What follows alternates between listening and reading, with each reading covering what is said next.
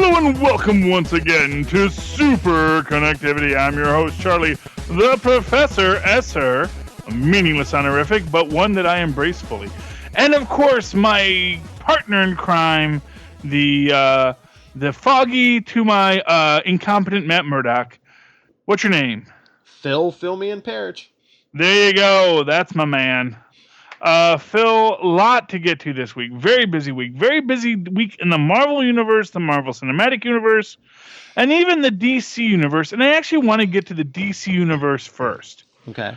Because I'm going to say it, DC has been kicking Marvel's butt up and down the sales floor in comic books with the Rebirth for this whole month. No, it's, hey, you know what? There's no shame in being beaten by the best. And they've been doing good. But what I think is most fascinating about how good they've been doing, and now you can tell me if I'm wrong on this or not, but there seems to be, what I'm being told, because I don't read a lot of DC books, but what I'm being told by people in the know is that what DC has been doing is doing a very back to basics approach to their DC books, kind of moving away from what I guess some people feel went wrong with the New 52, and trying to get back to a more... Now, I don't know if there was a reboot of their universe somewhere in here in the Rebirth or what exactly we're dealing with here. But the idea that they're going back to more legacy style, more... a more legacy approach to the heroes, doing what the heroes are and what makes them strong. And that has been working very well for DC in the comic book market. Now, what I find most fascinating is that when we look over what Marvel is doing the exact opposite. And it started with Thor, where Jane Foster became Thor. So we moved away from classic Thor, went in a completely new direction. It has been announced that in coming weeks we're going to get a Hawkeye book, but of course, which Hawkeye is it? It's Kate Bishop. Yes, exactly. It's Kate Bishop. And we're getting a new Hulk book, but who's the Hulk? Jen Walters. Exactly. And what we see here is that whereas DC is going back to basics and it's doing well for them, Marvel is basically saying, well, we're going to do the complete opposite. We're taking our legacy characters, we're moving them up, we're Wally Westing them. We're gonna let them move from the sidekick role to the actual main role of the character, which I'm all for. And we're going to massively increase our diversity and break away from the molds of the classic heroes. Now, as I've said, I think this is probably one of the other things that might be hurting Marvel in the comic book sales department, because of course, while Marvel is being experimental and trying new things, DC is going back to its basics, and its basics are selling like hotcakes.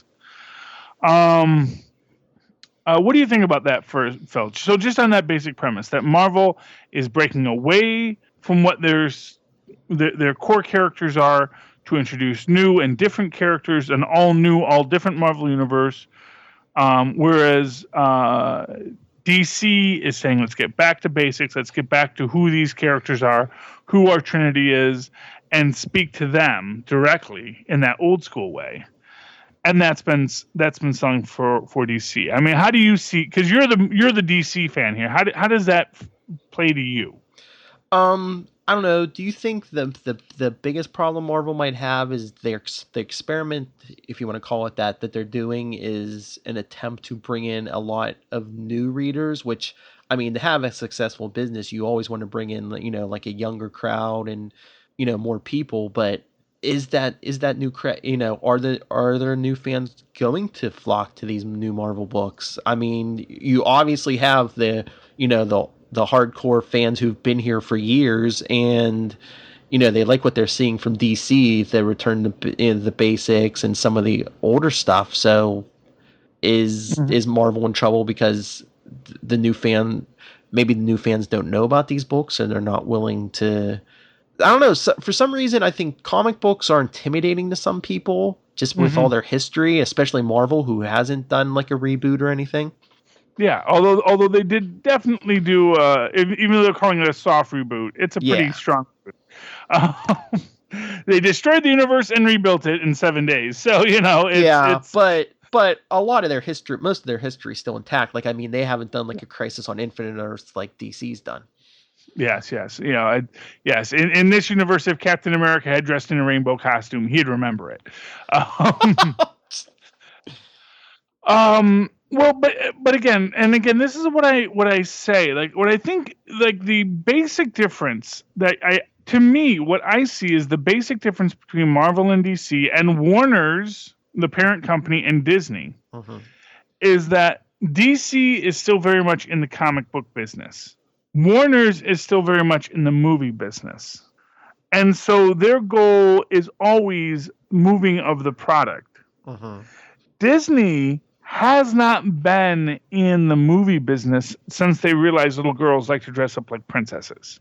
I mean, they make movies, but the movies are essentially what the 1980s cartoon shows were, which is, here is something that we're going to create, and the idea is to sell you princess dolls and princess costumes and princess tiaras, or by converse, why they bought Marvel, to sell you superhero capes and superhero masks and web shooters and shields and repulsor rays, patent pending. That's the business that Disney is in. They're not in the business per se of selling comic books. They're not in the business per se of selling movies or TV shows. They're in the business of selling characters, and that is what they're doing. And I think that is why you're seeing this expanded Marvel universe, this much more diverse Marvel universe, this much more all new, all different, as they say, Marvel universe. But yeah, DC. Have you seen like the new line of DC girls? Like they have the dolls, and now I think they're coming out with other merchandise. Like what DC's doing is they're not creating different. They're kind of different from because thanks to their whole multiversal thing. But I mean, you'll get slight variations on a character from the movies to the TV shows to the comic books to the toys, but. I mean, you like take Wonder Woman. You basically have a general idea what you're getting with Wonder Woman. It's basically the same woman, but they adapt her for whatever medium they put her in. Yeah, I mean, I have seen Superhero Girls. It's getting good. I don't see it. I've tried to watch an episode. It seemed so cliched. It really just kind of struck me as kind of this most simplistic version of superhero. I mean, here's what I'm going to say. It's like Superhero Squad, which was what Marvel did, tried to play with their own tropes. And it was very much, Superhero Squad was very much what Teen Titans Go eventually became. And what Teen Titans Go has become, which is just this character juggernaut for DC. To the point where I don't even think DC knows what to do with Teen Titans Go. Because they're like, this is like the most popular thing we've ever done. And it is. Teen Titans Go is like the most popular thing they've ever done, and it's like they just sort of fell bass backwards into it. I think very much Superhero Squad was supposed to be that, and I think Superhero Squad very often was that, because Superhero Squad was, again, this idea of deconstructing superhero tropes, essentially making every character into Howard the Duck, putting every character into this weird spot of silliness, as well as adapting the most dark and crazed ideas within the Marvel Universe into a kid-centric friendly show. And it was beautiful in the way they did it. I know Superhero Squad never had the ratings, never had the ratings that Teen Titans Go does. But I think Teen Titans Go had the advantage of, honestly, I think what Teen Titans Go's advantage is that they're not trying to please any Teen Titans fans. it's like if you're a Teen Titans fan and you're gonna get annoyed at what they're gonna doing, just don't watch it. It's not for you. It's not your product. And I think that they had a certain freedom that they got in Teen Titans Go that really made these characters so iconic to people who watch it. And really, and they took they took the core characters and they just blew them up. They just put everything into this extreme version, this extreme comical version. And honestly, the kids love it. The kids love Teen Titans Go. It is the biggest thing at DC right now. Because that's of course what I get back to in this idea is that the comic book sales market is such a small piece of the pie for a company like Disney or even a company like Warner Brothers. It's such a small piece of the pie that I don't think Disney cares per se that Marvel is or is not making a profit. Well, I'm sure they care if they're making a profit, but they have money-losing ideas that are prestige pieces. So, for example, you look at something like Nighthawk, which is canceled, but was very much a prestige piece. And, of course, Disney knows about prestige, that there's a value in the movie business to having a prestige picture. It doesn't have to make money. You're not making it for money, but you're making it because you want to have on your marquee something that isn't, Beach House 3, You want something that is that people that the best actors and the best writers are going to say, "Oh, well, this is the studio that made this." And, and of course I think that's the idea is they did Nighthawk. I mean, I enjoyed it, but its sales numbers were not the best, but that's okay. They don't care if Nighthawk sells 1 billion copies or, a half dozen. They want to have a story beat that is in their canon now that they can reach back to for ancillary things. Because like I said, now that they've established who Nighthawk is, they've established some character creation for him, they can reboot him again, they can do stuff with him, and then they can sell Nighthawk t-shirts, and that's what it's all about. It's about the t-shirt business. It's about those ancillary products that people buy to associate themselves with characters and stories that they don't necessarily have to have necessarily purchased or read themselves. They just know about them within the zeitgeist. I think that's like the grand strength of Luke Cage. Luke Cage was never a top-selling book. But Luke Cage, because of some 90s reinventions and some aughts reinventions of Luke Cage by some, really good artists and really good writers, became this super iconic character to Marvel that they can now spin off into a lot of things. And because he is a character of color, because he is a character with some street cred, he is both, he is a character that people want to associate with. Mm-hmm. And, with Marvel now moving to try and expand the gender diversity, the color diversity, and it's not to say DC isn't doing this. I know, because we were having a whole question about what Baz's name was. But, I think that one of the problems that maybe DC has with their expansion beyond their core is that as part of their back to basics is everyone is back to basics, which means that it is Hal Jordan leading the Green Lantern Corps. It is Barry Allen as the Flash. Even though we do have Wally West back, it's still Barry Allen as the Flash. We have 2 Wally Wests actually. I know, we got 2 Wally Wests, and one is a Flash, and then there's also a Barry Allen Flash, and it's crazy, but that's okay. And of course the black one's the Kid Flash, so that's a whole other thing. But well, he's the youngest one. Yeah, I guess so. Yeah, it's just it's sort of like how they didn't call Iron Maiden Iron Heart Iron Gal. It's like no, Kid Flash needs his own name. Yeah, but that's you don't want to. Yeah. Well, that's the weird thing. No, I was going to ask you about this in All New Marvel Roundup. Is Riri Williams is going by Ironheart, but her book is still going to be called Invincible Iron Man. Yeah, because it's still the Invincible Iron Man book, and she is still Iron Man. But it's going to be one of these things. Like there was this interesting bit I remember.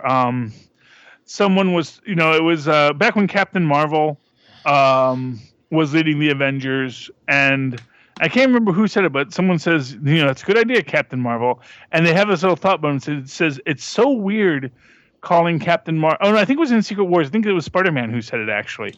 He said it's so weird calling Captain Marvel by her full name, but I can't call her Cap because Cap is Cap, Mm-hmm. And it is that weird thing that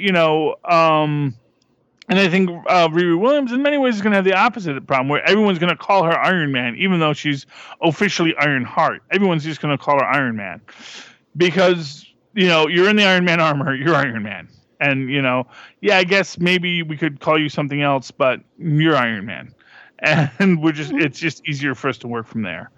But it is this idea that I do think that Marvel, the reason why we're seeing this aggressive push towards expansion, even of characters, even as the book sales are not as good as what DC is having going back to their basics, is because I think that DC is, like I said, I think DC is trying to sell books.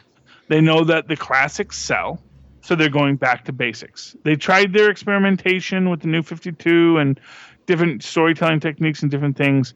People didn't like that at DC. And for what it's worth, maybe that might even be the problem, is that DC is chasing the numbers on the sales rather than just trying to make the better story. And I do think what we're going to be seeing, especially the one book that I'm most excited about, Phil. You know what book I'm talking about? Which one? The Hulk. Yes. That is the book I am most excited about, and we have the least to go on. But first up, the Hulk, because there's only the Hulk. And who is the Hulk? Jen Walters? That's right. Jen Walters is the Hulk. She's not the She-Hulk. She's the Hulk.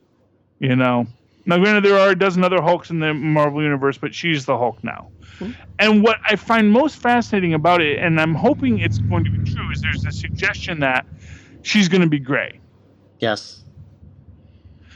And this goes to a very interesting take on Hulks in general, and the idea of transformative heroes in general.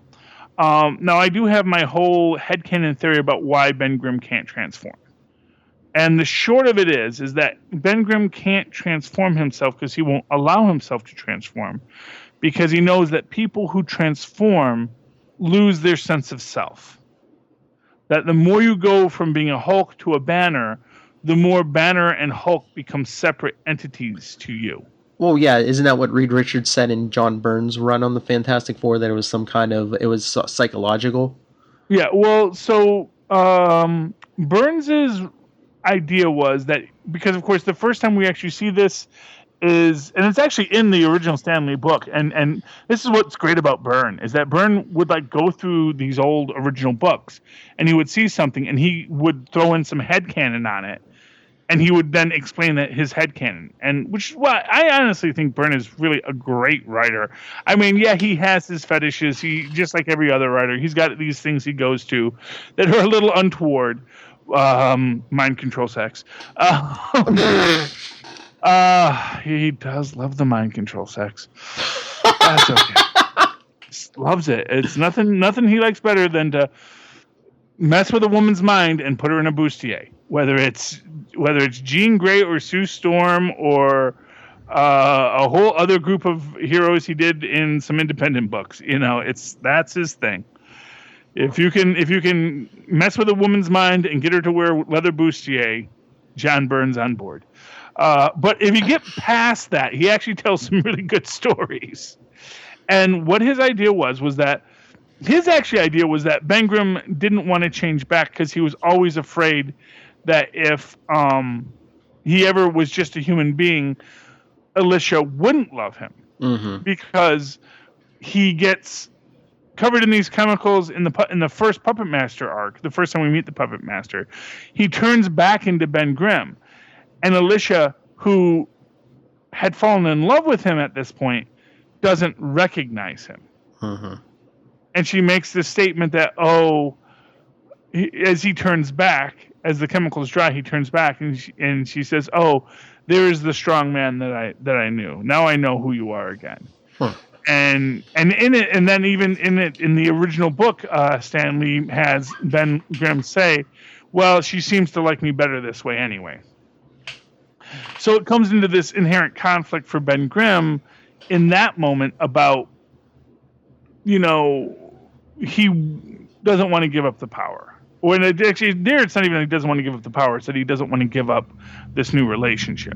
You can even now later on you get into other things about not wanting to give up the power.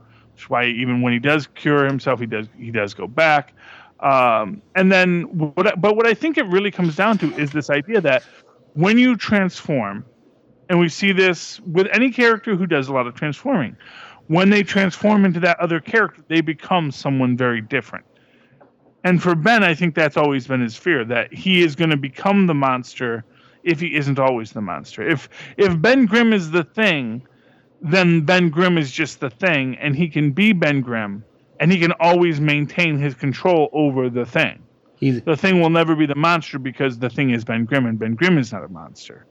But if he can start going back and forth, then suddenly Ben Grimm is the human and the thing is the monster. And then what the thing becomes when he stops being puny Ben Grimm, that's the question that we're going to deal with. So basically he doesn't want to become Bruce Banner. Exactly. He doesn't want to do that. And now what we're going to see, now if they do a Gray She-Hulk, of course, what you're seeing is, and of course with She-Hulk, and it's been established in other Gamma, and again, this is John Byrne. John Byrne is the guy who really got how transformations work psychologically. And John Byrne came up with this idea that, when you're in this Gamma moment, which actually, and it's actually this original idea from a What If, which was what if the Fantastic Four all had different powers. Mm-hmm. I can't remember who wrote that issue. I have to look it up. But basically, this is where we get this concept that the powers you get reflect your inner self. That there's something about your inner self that affects your transformation. So, Ben was this gruff exterior, so he became this rock beat person. Johnny's the hothead, so he became fire. Sue wanted to fade into the background, and so she became invisible. And Reed Richards would go to any length to achieve his goals, and so he stretches. Wow, Charlie, you were stretching there. It wasn't me; it's the guy who wrote it. But this becomes thematic throughout Marvel Comics thereafter, and under the John Byrne and later the Peter David line, this becomes even more strong within the Hulk. So John Byrne coins it. So it's first. I have to look up who actually wrote that episode of What If, but then John Byrne runs with it with the Fantastic Four, and then Peter David really cements it in with the Hulk. And at the same time, I think John Byrne was doing the She-Hulk, and John Byrne's feeding into it too. And the idea becomes that when you become this gamma irradiated being, your self is expressed outward. Mm-hmm. So the She-Hulk isn't Jen Walters. The She-Hulk is Jen Walters' true self. That is who she is if she did not have the bounds of being Jen Walters, of being this small, mousy girl. Who she wants to be, who she is in her heart is the Glamazon She-Hulk. Now, she has undergone a massive psychological trauma, death of her cousin, nearly being killed by Thanos, the superhuman community torn apart, and now she's going to turn gray. And the Gray She-Hulk, the more somber, perhaps even more darker She-Hulk, perhaps even a bit of shades of Fix-It. Yes. Of what have you. That She-Hulk is going to be an interesting thing to see. It's a very interesting idea. I really am looking forward to how Marvel explores it. And again, I think what they're doing is they're building out this universe of character and story that they can then go back to sell ancillary items. Because it's not about selling the books. It's about building out character and story from the books. Because nobody needs to read the book to know what happens in it. They can read the old Marvel. Honestly, most of my knowledge of Marvel Comics especially the deep dive stuff, a lot of it just comes from the fact that I read the Handbook obsessively as a kid, and I read Marvel Saga as a kid. Marvel Saga, that was the best thing ever. Do you remember Marvel Saga? Yeah, I read a few issues. I didn't read a lot of it, but yeah, you had to be a really nerdy kid to like Marvel Saga. And let me just say, I was a really, really nerdy kid. No. I seem so suave now, but trust me.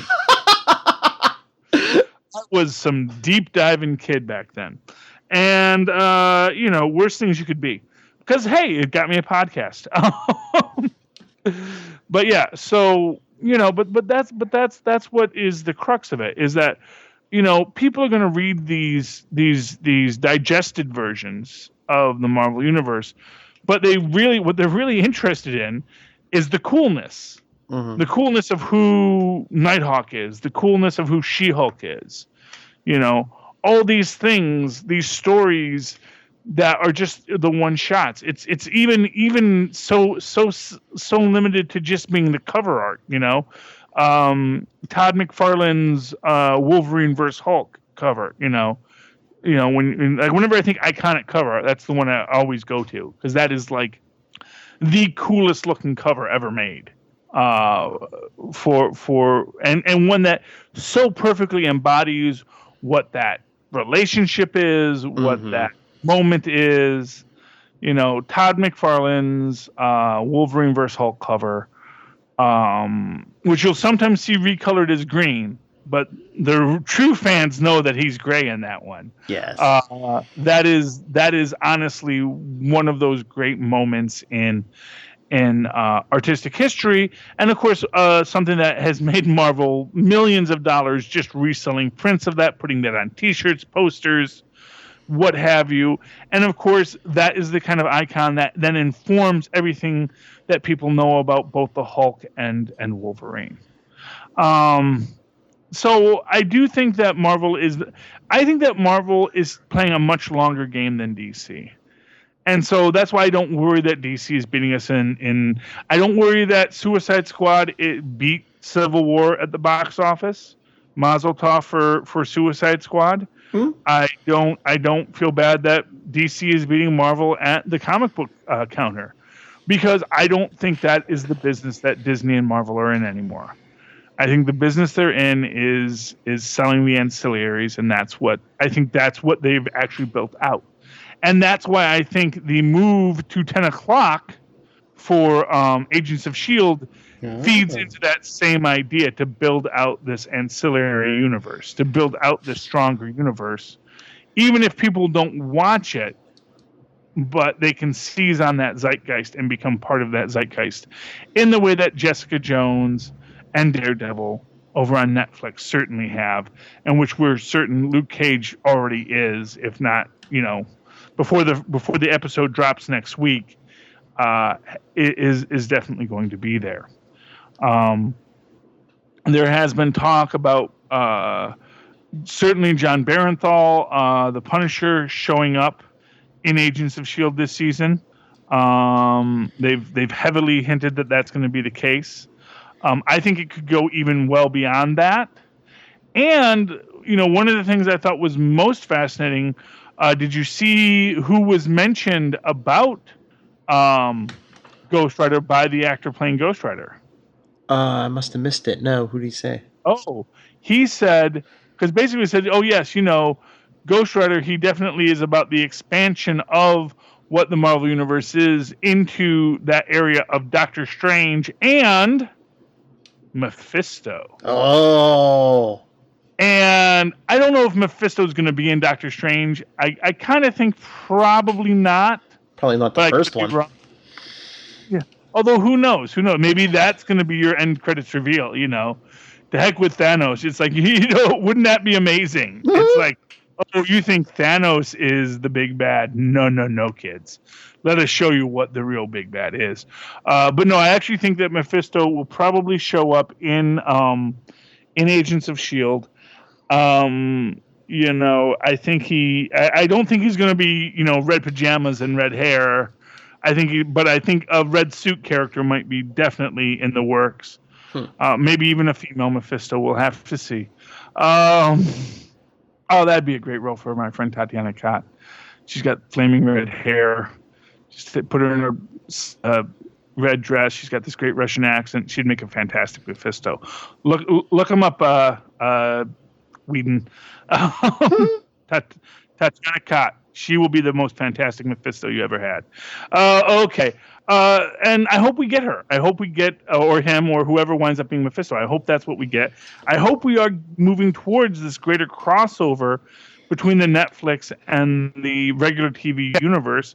Because I do, and I've been saying that, I do think that's where they want to move to. I think that basically when Marvel Studios broke away from Marvel Entertainment, I think that was probably the key, the shot fired across the bow saying, Perlmutter, you got your $1 billion, just call it a day, okay? Mm-hmm. You don't have to be getting up in the business on this. Let us build out this universe because that's what we do.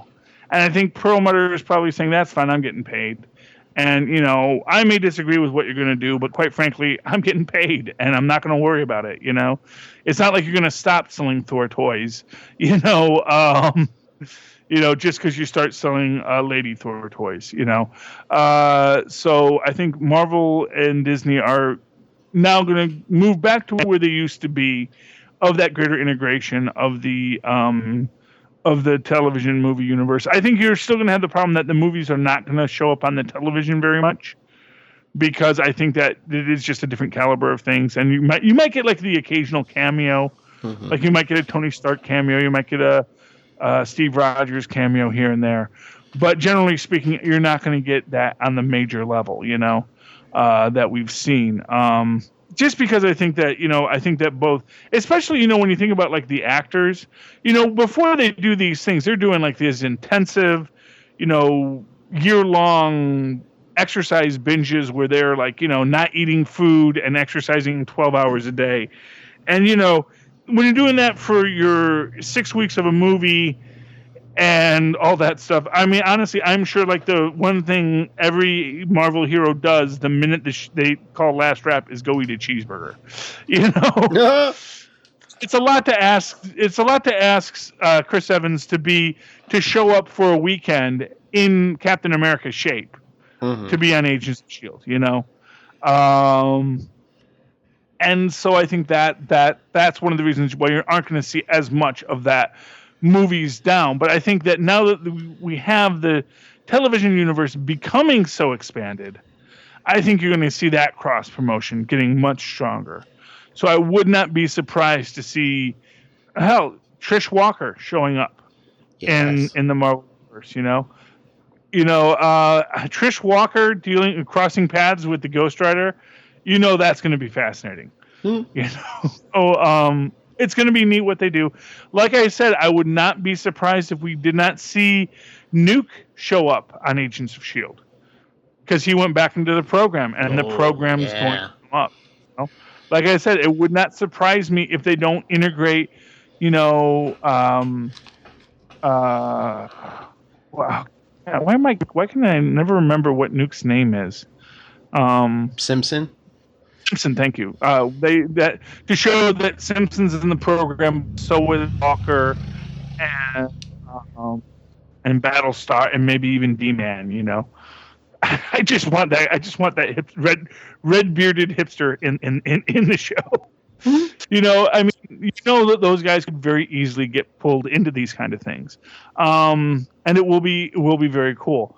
And so I do think you're going to see a lot more of that integration cross-promotionally. I think, maybe you're going to get, like I said, you might get Punisher. I think we're definitely going to get Punisher and Agents of S.H.I.E.L.D. this season. We might get some more Netflix guest stars. We might even get Clark Gregg on Iron Fist because Clark Gregg says he's going to be in Iron Fist at some point. He doesn't know what they're going to do with him, but they've promised him he's going to get to be in it. So, because Clark Gregg is a huge Iron Fist fan. So, like I said, they may have him play the barista at Starbucks, but if they do that, everyone's still going to headcanon it that it was Coulson undercover. But yeah, I do think we're going to get a lot more of this cross promotion, and I'm so geeked about Doctor Strange, and I am so happy that we do. I did really love the first episode of the new season of Agents of Shield Ghost. I do think that I think that Agents of Shield is about to really show what it can do now that it's in the 10 o'clock slot. I think that maybe Marvel, it's funny, I think that as DC is trying to say, well, now we're going to go lighter, that's what Marvel does. I think now Marvel's going to start going darker. I think DC is just always playing catch up with Marvel on this kind of stuff, But DC's selling it, so I'm not going to complain to DC. But I do think that Marvel is going to start playing much more with the darker, and I think that's where they're going. Any final thoughts tonight, Phil? No, I think we pretty much hit it. Yeah, like you were saying, I'm willing to see if this where Marvel's taking this. I just hope they're not watering down their product with like two of every character, having two different versions of every character. Well, but for what it's worth, it seems like for the most part they aren't. Like I said, I mean, Hawkeye is going to be, it's like Thor is going to be, Jane Foster is going to be Thor. She-Hulk, Jen Walters is going to be the Hulk. You're going to have your ancillaries of, Totally Awesome Hulk, maybe even a Return of a Hulk, Thor the Unworthy. But Jane Foster is going to remain the Thor. What's her name is going to be Hawkeye, and Jen Walters is going to be the Hulk. And of course, what's her name is going to be Iron Man. Even if they don't call her Iron Man, she's going to be the star of the Iron Man book. So I don't think that they're going to be doing this two of every character. I think they're going to be doing some randomizing, but for the most part, if Ulysses' prediction holds out, we don't even have to worry about two Captain Americas much longer. Okay, so Phil, how can they track you down if they want to yell at you about stuff I've said, or if they want to yell at you about stuff you've said? If you want to know what it's like to record with the Ancient One of the Enough Said universe, you can email me, nightwingpdp@gmail.com, and on Twitter, I am @nightwingpdp. And check out all my stuff at philparrish.wordpress.com, all the podcasts and blogs. And of course, you can always write to me in that old-fashioned email way at superconnectivityblog@gmail.com. That's superconnectivityblog, all one word, @gmail.com. And of course, follow me on Twitter as we live tweet Agents of S.H.I.E.L.D., Legends of Tomorrow, occasionally Gotham, occasionally The Incredible Hulk on MeTV, and anything else I feel like tweeting. Follow me at Charlie Esser. That's CharlieEsser, like with the two E's in the middle for quality. Thank you for connecting with us this week, folks. Please connect with us again. Good night. Good night, a great one.